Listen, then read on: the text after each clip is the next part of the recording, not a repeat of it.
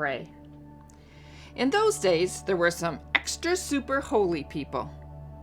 At least that's what they thought, and they were called Pharisees. Every day they would stand out there in the middle of the street and pray out loud in big, extra super holy voices. They really weren't praying so much as just showing off. They used lots of special words that were so clever, no one understood what they meant. People walking by would stop and stare, which might sound rude, except that's exactly what the extra super holy people wanted. They wanted everyone to say, "Look at them! They're so holy! God must love those people best." Now you and I both know they were wrong. God doesn't just love holy people. But the people walking by weren't so sure. Perhaps you did have to be really clever or good or important for God to love you.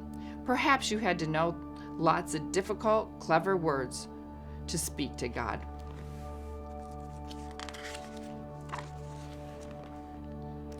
So one day, Jesus taught people how to pray.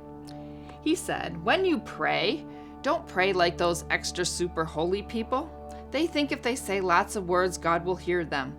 But it's not because you're so clever or good or important that God will listen to you.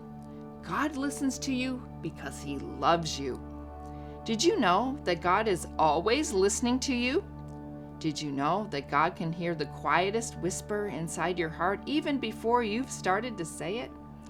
Because God knows exactly what you need, even before you ask Him," Jesus told them.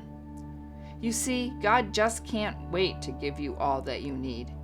So you don't need to use long words or special words. You don't have to use a special voice. You just have to talk. So when you pray, pray in your normal voice, just like when you're talking to someone you love very much, like this. "Hello, Daddy. We want to know you and to be close to you. Please show us how. Make everything in the world right again, and in our hearts too. Do what is best, just like you do in heaven. And please do it down here too. Please give us everything we need today. Forgive us for doing wrong, for hurting you, and forgive us just as we forgive other people when they hurt us. Rescue us. We need you. We don't want to keep running away and hiding from you. Keep us safe from our enemies. You're strong, God. You can do whatever you want. You are in charge, now and forever and for always. We think you're great. Amen." Yes, we do.